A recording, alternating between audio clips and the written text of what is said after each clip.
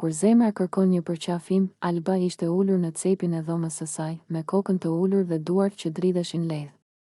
Dritarja ishte e hapur, por era e ftohtë nuk arrinte ta zgjonte. Ishte një ditë e zakonshme, por në brendësi të saj, një turbullir emocionesh po merrte formë.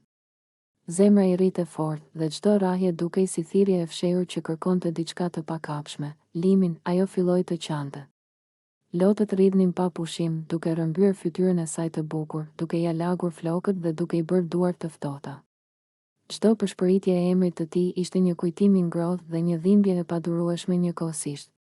Alba ndjente mungesën e tij si një vrim të thellë në gjoksin e saj. Nuk ishte vetëm mungesë fizike. Ishte mungesë e përqafimit, e zërit, e pranisë që bënte që çdo gjë tjetër të ndjehej e parëndësishme. Ajo përpiqej të merrte frym thellë, por lotët nuk ndalonin. Ishin si lumi që nuk mund të kthehet pas. Një kujtim i tyre së bashku i mbushte mendjen, si ai e kishte përqafuar për herë të fundit, si buzëqeshja e tij i kishte ngrohur shpirtin, si duart e tij i kishin dhënë siguri në një botë që ndonjëherë dukej e ftohtë dhe e egër. Alba mbylli syt dhe përfytyroi atë përqafim. Një përqafim që i mungonte kaq shumë. Ajo mund të ndjente duart e tij rreth saj, ngrohtësinë që depërtonte deri në shpirt. Dhe ndjesinë që çdo shqetësim i saj bëhej më i vogël. Ishte ajo lloj ngrohtësie që vetëm një përqafim i vërtet mund të jepte. Dhe për një moment, sikur gjithë dhimbja u shua. Por pastaj erdhi përsëri boshllëku. Alba përpiqej të fliste me veten, të shpjegonte pse Limin nuk ishte aty tani, por lotët e saj nuk e lejonin. Ajo ndjente nevojën për të shprehur gjithçka që mbanin zemra dhe mendja e saj. Ndonjëherë zëri i saj dridhej, ndonjëherë fjalët mbeteshin pezull në ajër. Ishte e vështirë të përshkruash atë që ndjehej kur dikush i mungon aq shumë. Në dhomën e saj, çdo gjë dukej më e qetë kur përfytyronte Limin. Ndoshta ai nuk e dinte se sa shumë i mungonte. Por ajo e ndjente nevojën për të ndarë çdo ndjesi me të, edhe nëse ishte vetëm në mendje. Ajo mblodhi gjithë kurajon e saj dhe e mbylli veten në një përqafim imagjinar. Ishte një përqafim që ndjente të vërtet, duart e saj rreth trupit të tij të përfytyruar, gjoksi i tij ngushtë pranë saj, frymëmarrja që përshtatej me të, dhe zëri i tij që i fliste me butësi, jam këtu. Alba ndjeu lotët që rridhnin më lehtë, por zemra e saj ende dridhej. Ajo e dinte se përqafimi fizik do t'i mungonte për pak kohë, por ndjenja e lidhjes nuk mund të thyej. Çdo kujtim, çdo zë, çdo shikim i tij ishte pjesë e asaj që e mbante gjallë. Ishte kjo lidhje që i jepte forcë.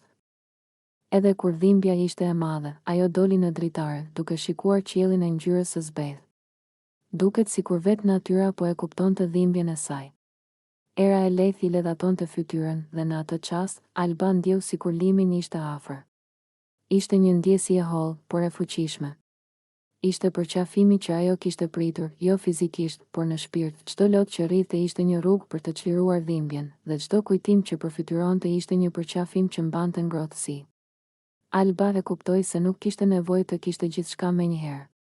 Shpesh ndjenja, kujtimet dhe imagjinata mund të jenë më të fuqishme se realiteti i përkohshëm në ato momente.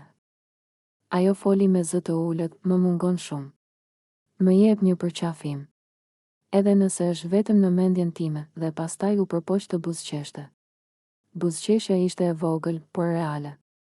Ndjenja e përqafimit që kishte imagjinuar i kishte dhënë forcë.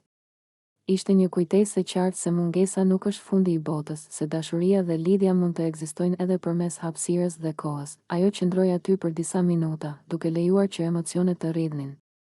Kur ul përsëri në krevat, lotët nuk kishin pushuar të gjitha, por ajo ndjente një lehtësim. Ishte sikur një pjesë e Limit ishte pranë saj, duke e mbajtur të ngrohtë, duke e përqafuar. Në mendjen e saj, ajo e dinte, çdo përqafim që do të vijë, çdo moment që do të ndajnë, do të jetë më i fortë sepse ajo e ka ndjerë mungesën dhe ka mësuar të çmojë praninë. Dhe derisa ai të ishte sërish aty, ajo mund të vazhdonte të përqafonte kujtimet, duke i dhënë shpirtit ngrohtësinë që kishte nevojë.